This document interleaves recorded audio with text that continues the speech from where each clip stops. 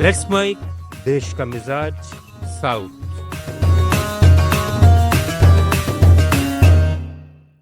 Let's mic देश का मिजाज और खबरें दक्षिणी भारत से। आंध्र प्रदेश के कुर्नूल जिले में तड़के एक भीषण हादसे में हैदराबाद से बेंगलुरु जा रही एक निजी लग्जरी बस के चिंटेकुरु गांव के पास आग लग गई, जिसमें 25 से अधिक यात्रियों की जलकर मौत हो गई और कई झुलस गए।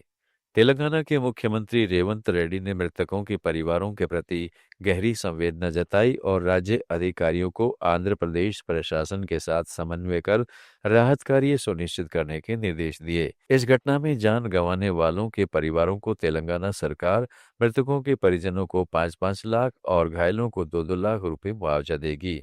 प्रधानमंत्री राष्ट्रीय राहत कोष से प्रत्येक मृतक के परिजन को 2 लाख रुपए और घायलों को 50-50 हजार रुपए दिए जाएंगे।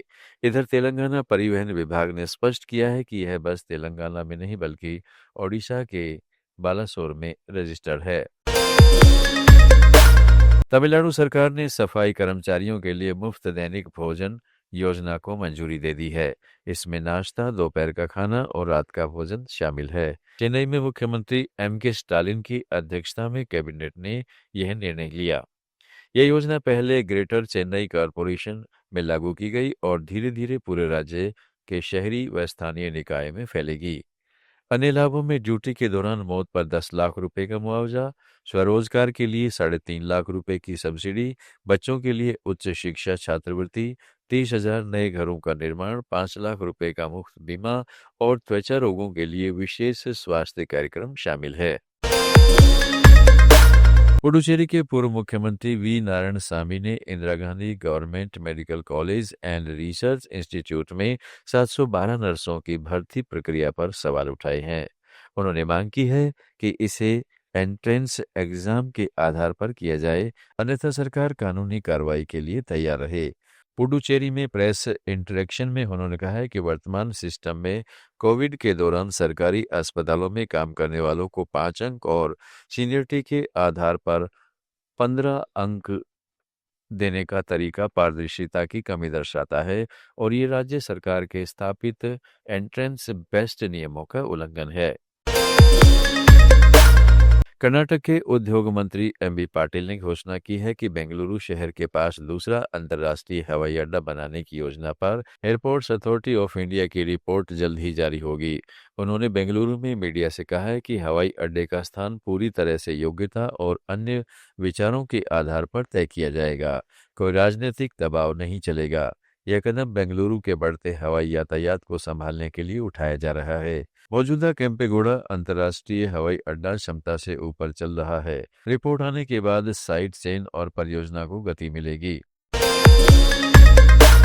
आंध्र प्रदेश के आईटी मंत्री नारा लोकेश ने ऑस्ट्रेलिया दौरे के 5वें दिन मेलबोर्न और तस्मानिया में उच्च स्तरीय बैठकें की, जिसमें उन्हें विश्वविद्यालयों और कंपनियों से आईटी, स्वास्थ्य, एआई, पर्यटन और जलवायु अनुसंधान में सहयोग का आश्वासन मिला। मेलबोर्न यूनिवर्सिटी के साथ एआई, साइबर सिक्योरिटी और आईओटी में साझेदारी, तस्मानिया यूनिवर्सिटी से फार्मेसी पाठ्यक्रम विकास और बूपा कंपनी से ग्रामीण डिजिटल स्वास्थ्य सेवाओं पर समझौते हुए। लोकेश ने विशाखापट्टनम को आईटी हब बताते हुए बूपा को ग्लोबल सेंटर खोलने का न्योता दिया, जबकि विक्टोरिया सरकार से पर्यटन और खेल में सहयोग मांगा। तेलंगाना के आदिलाबाद में पुलिस स्मृति दिवस के मौके पर 5K दौड़ हुई, जिसमें सैकड़ों लोग शामिल हुए। तेलंगाना पुलिस के इस कार्यक्रम का मकसद शहीद पुलिसकर्मियों को श्रद्धांजलि देना और स्वास्थ्य जागरूकता फैलाना था। स्थानीय पुलिस अधिकारियों, छात्रों और नागरिकों ने सुबह दौड़ लगाई, जो शहर के मुख्य मार्गों से गुजरी। एसपी के नरेश ने कहा है कि यह रन हमारे वीर जवानों की स्मृति को जीवंत रखने का माध्यम है। आप सुन रहे थे let's mike more than radio. Follow कीजिए हमें हमारे सोशल मीडिया प्लेटफॉर्म्स पर। It's time for news. It's time for more than radio. Presenting the first radio news app, Let's Mic. Let's Mic, a news-based app on your phone where you get to watch and listen news, talk shows,